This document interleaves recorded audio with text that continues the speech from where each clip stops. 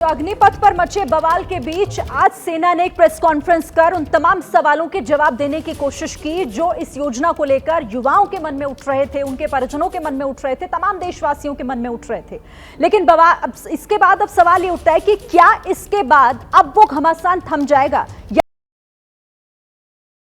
हुए हैं जिनका जवाब मिलना बाकी है। इन्हीं तमाम सवालों के साथ चर्चा को एक बार फिर से चलिए आगे बढ़ाते हैं। और जनरल सिंह सर, अब मैं आपसे समझना चाहूंगी, यहां पर यह कहा जा रहा है, सेना ने साफ कर दिया कि रोल बैक नहीं होगा, ये वापस नहीं ली जाएगी, लेकिन आपको लगता है, क्योंकि कई पूर्व सैनिक भी इसको लेकर सवाल उठा रहे हैं, जैसा कर्नल राठौर को भी आपने सुना, जरूरत थी कि इस पर थोड़ा और काम होता, बगैर होमवर्क किए क्या जल्दबाजी में लाया गया फैसला है? देखिए, जल्दबाजी में तो नहीं लाया गया है, बट अप्रोच जो है इसकी वो ज़रा क्वेश्चनेबल रही है। कैसे रही है कि चर्चा सरकार की और मिलिट्री की चलती रही 2-2.5 साल, और ये ओल्ड इशू था कि देखो 3-4 चीज़ें हैं जो कि बहुत अहम रहती हैं कि जब आप चेंजेस चाहते हैं क्या होता है। सबसे पहले है कि मिलिट्री डॉक्ट्रिन्स, उसकी तब्दीली आई है स्ट्रैटेजी में, जो कि होता है रणनीति के अंदर। दूसरा है कि टेक्नोलॉजी की एडवांसेस क्या हुई हैं, बहुत ज़्यादा ये दोनों चीज़ें संबंध रखती हैं फ़ौज के साथ। तीसरा पॉइंट है इसमें कि दुश्मन जो हमारे देश हैं, जो उनकी कैपेबिलिटी और उनकी इंटेंशंस क्या है हमारे बरखिलाफ, वो बहुत ज़रूरी है। और ये सब मिलाते हुए अपनी फ़ौज, कोई भी फ़ौज जो होती है उसकी मॉडर्नाइजेशन टेकअप करती है, उसकी optimisation of man power and optimisation of combat power, ये बहुत अहम चीज़ें हैं। और वो आई थिंक काफ़ी चलता रहा है, इनका मेल मिलाप चर्चा चलती रही है। पर क्या हुआ है कि देखें, सरकार ने कई बिल लाए हैं रिसेंटली, और देश के अंदर कई चीज़ें आती हैं और सरकार के साथ सामने आती हैं चीज़ें जिसके ऊपर एक सिखलाई मिलती है, लेसन्स लर्नड। और इस लेसन्स लर्नड के अंदर जो पिछले 3-4 बिल आए हैं, उसके अंदर सरकार की पूरी आखिर तक कार्रवाई नहीं हुई। फार्मर्स बिल देख लें, सीए देखें, उसका अभी तक नोटिफिकेशन नहीं हुआ। तो इस पर क्या कमी रहेगी? कमी ये रहेगी कि खास करके डिफेंस मैटर था, पार्लियामेंट्री कमेटी ऑफ डिफेंस है जो, उसके साथ कंसल्टेशन होनी चाहिए थी, उनके साथ फीडबैक होना चाहिए था, पार्लियामेंट में, लेजिस्लेचर में इसका डिस्कशन होना चाहिए था कि ट्रांसपेरेंसी आ जाती। उसमें क्या था कि सारा देश, स्टेट गवर्नमेंट सारे इन्वॉल्व हो जाते। ये चीज़ में मैं समझता हूँ कमी रहेगी, क्योंकि स्टैट्यूटरी रूट जो है ना, उसमें थोड़ा ये जो अभी हो रहा है वैसे ही होता है, और पिछले 2-3 बिल में भी यही हरकत हुई है। तो ये मेरा एक विचार है। दूसरा है कि जो ये स्कीम है, it is transformational, young youth profile रखना है, मानते हैं। हालांकि मैं बताता हूँ आपको, 30-32 साल की उम्र में भी इंसान जवान is a peak of his physical ability, उसमें कोई शक नहीं। आप देख लो, स्पोर्ट्स में देख लो, बॉक्सर्स हैं, सब देख लो 35-36 साल तक कर रहे हैं, तो उसमें नहीं है। But yes, youthful profile is always better, उसकी रिस्क प्रोफाइल हायर है, मैं मानता हूँ, जज्बा उसका बेहतर रहता है, तो बिल्कुल सही है। पर ये जो स्कीम है, ये हमारे को इसका अच्छा मेल मिलाप होना चाहिए था within military also, internal environment right down to जवान लेवल। एक सर्वे होना चाहिए था, फीडबैक लेना चाहिए था, कि जिसमें एक बड़ा हेल्दी इनपुट्स मिलते और वो फर्दर रिफाइंड आती। अभी क्या है, मैं समझता हूँ कि सरकार इस समय बहुत मैच्योरिटी दिखा रही है, विजडम दिखा रही है, बुद्धिमान सरकार मैं समझता हूँ कि जितना अभी ये प्रोटेस्ट हो गए बड़ा अनफॉर्चुनेट है, पर उन्होंने एकदम एक्शन लिया है। जैसे 23 साल की उम्र कर दी, जो कि 2 साल रिक्रूटमेंट नहीं हुई, वो बड़ा अच्छा स्टेप है। दूसरा, उन्होंने कुछ वैकेंसीज चंद एक दिनों में अनाउंस कर दी है, और ये बहुत खुशी की बात है, खास करके मिलिट्री इसके बारे में बहुत खुश होगी कि मैं बता रहा हूँ 1955 से शुरू हुआ था lateral employment of retiring serviceman जो थे हमारे, पर उसका कभी एक्शन नहीं हुआ। पैरामिलिट्री फोर्सेस, ये CAPF ने कभी एक्सेप्ट नहीं किया। अभी देखो गंभीरता का सामने आ गई है, और एकदम एक्सेप्ट हुआ है 10%। और ये सवाल साहब ने बहुत सही पॉइंट बोला था, ये सब चीज़ों की जो आज अनाउंसमेंट हुई है प्रेस कॉन्फ्रेंस में, जिसमें additional secretary department of military affairs general Puri थे, हेड कर रहे थे वो कॉन्फ्रेंस, उसकी नोटिफिकेशन इज़ वेरी एसेंशियल, बहुत आवश्यक है वो नोटिफिकेशन, उसमें कॉन्फिडेंस आएगा। देखिए, स्कीम में बहुत बहुत अच्छी चीज़ें हैं। देखें, 75% के अब हम कॉन्सेंट्रेट हो गए, हम जो यूनिफॉर्म्ड हैं, मेरी तो कॉन्सेंट्रेशन है मेरे 25% के ऊपर कि उसको मैंने वो 25% का जो है वो कैसे उसको मैंने स्ट्रॉन्ग बनाना है। 25% मेरे पास आएगा। हम बोल रहे हैं कि ट्रेनिंग प्रोग्राम्स उनके कम किए गए। मैं सेंटर कमांडेंट रहा हूँ आर्टिलरी सेंटर का, नासिक रोड, लार्जेस्ट सेंटर है for a single regimental arm. और वो समय पराक्रम के टाइम है, जबकि लड़ाई का मैदान था, उस समय लड़ाई की हालात थी पाकिस्तान के साथ, और हमारी आर्टिलरी में बहुत ज़्यादा कॉम्बैट पावर की मैन डेफिशिएंसी थी, मेजर डेफिशिएंसी थी, 15 से 20%।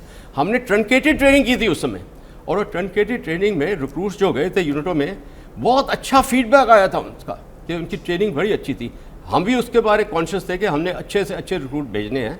तो ये सब हो जाएगा। ट्रंकेटेड ट्रेनिंग कुछ नहीं है। हमारी जो मिलिट्री है, हमारे जो पलटने हैं, हमारे यूनिट कमांडर, सब unit commanders, company commander, squadron commander, battery commanders बड़े अव्वल दर्जे के हैं। देखो पिछली लड़ाइयों को देखो, कारगिल वॉर देखो, 71 की वॉर देखो, 65 की वॉर देखो, हमने बहुत कितना टॉप परफॉर्मेंस रहा है हमारा।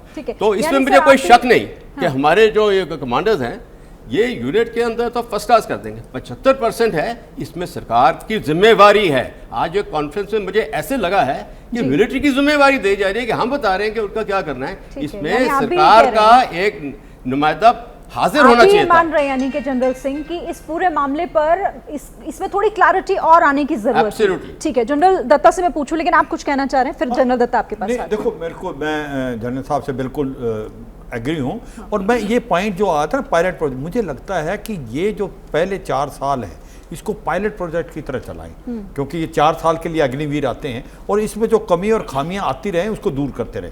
क्योंकि एक नया पहलू है, नई चीज़ आई है, ये इंपॉर्टेंट है, इसको हम ऐसे चलाएं। और दूसरी बात, ये जो करें ना फॉर्मल नोटिफिकेशन क्यों जरूरत है, क्योंकि कहीं ना कहीं अनाउंस तो कर दिया सेंट्रल आर्मड पुलिस फोर्स वगैरह में भी अभी रिजर्वेशन है। और ये कहीं ने सुप्रीम कोर्ट का हुक्म है 50% से ज़्यादा रिजर्वेशन नहीं हो सकती। तो इसके ऊपर एक मंथन करना पड़ेगा, कितना कौन ले सकता है, CRPF, BSF, ITBP, Assam rifle. ये इतना आसान काम नहीं है, मगर ये बिल्कुल ठीक है। गवर्नमेंट पॉजिटिव है, गवर्नमेंट चाहती है इनको लेटरल ऑब्जेक्शन किया जाए, और वो जो एक आशंका थी वो उसको दूर करना चाहते हैं। इसको आप अच्छी तरीके से डिस्कस करें और करें, क्योंकि ये एक जो पॉइंट था लोगों का। देखो, ये सोचने की कोशिश भी करो कि मैं टेरिटोरियल आर्मी का हेड था और वहां पर जो लोग 2 महीने के लिए आते हैं और 10 महीने वो करते हैं सिविल में जो काम कर रहे हैं या फ्रूटफुली एम्प्लॉयड है। पहली बात तो कोई सिविल में काम नहीं कर रहा, सब गाँव से आते हैं, वो एक सर्टिफिकेट देते हैं, हम फार्मिंग करते हैं। तो जो वो आते हैं 2 महीने के लिए, 10 महीने उनके पास कोई काम नहीं। कहने का मतलब ये है कि ये सोचो कि ये 12वीं की डिग्री और कोई स्किल सर्टिफिकेट लेके इनको कोई कॉर्पोरेट वर्ल्ड जॉब दे देगा, वो मुझे लगता नहीं, क्योंकि उनकी रिक्वायरमेंट, उनका एक्सपीरियंस बहुत अलग है। तो लेटरल ऑब्जेक्शन इज सॉल्यूशन। बिल्कुल जनरल दत्ता, ये युवाओं, हम कह रहे हैं ना कि आज सेना ने कहा कि जोश प्लस होश इज इक्वल टू अग्निवीर, लेकिन ये वही अग्निवीर हैं जो ये 4 साल को नहीं समझ पा रहे कि ये 4 साल का पेच क्यों फंसाया गया।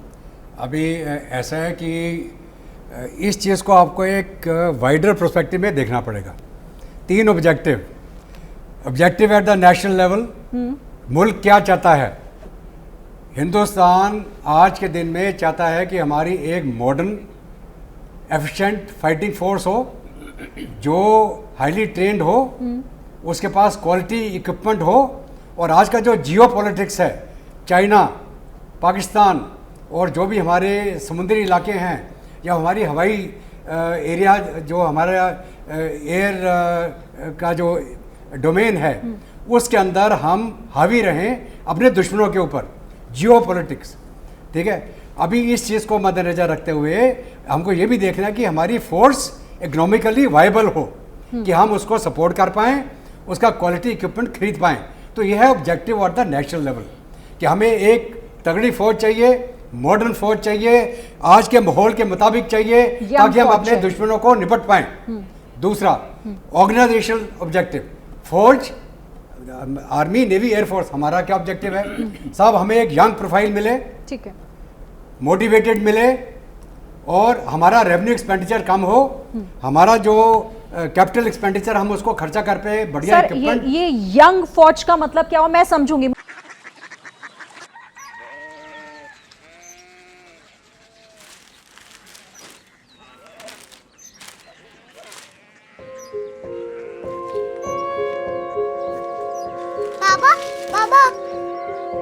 Korea city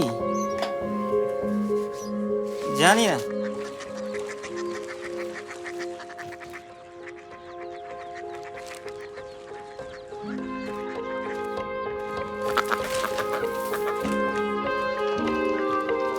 Korea city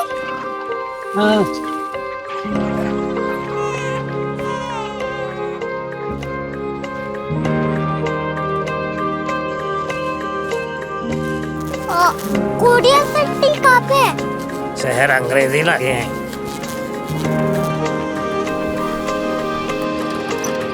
Korea city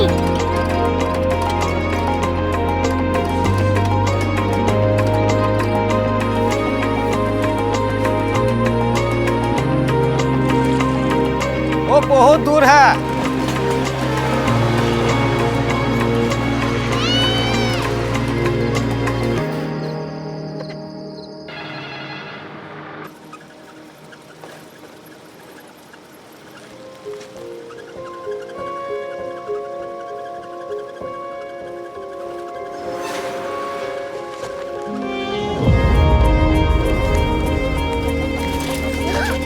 Korea city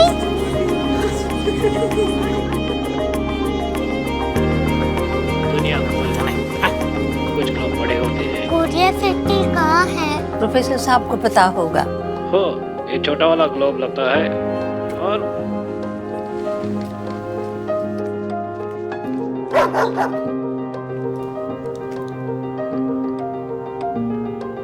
पता नहीं, मेरी बेटी से जाके मिल लो, शायद उसे मालूम हो।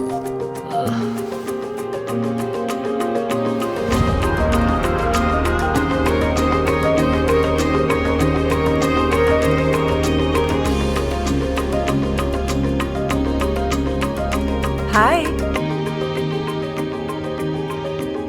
बाबा ने भेजा है। Come here. Korea city Korea city नहीं, क्यूरियोसिटी। वो क्या? That's what brought you here, जो तुम्हें यहाँ तक ले आया। क्यूरियोसिटी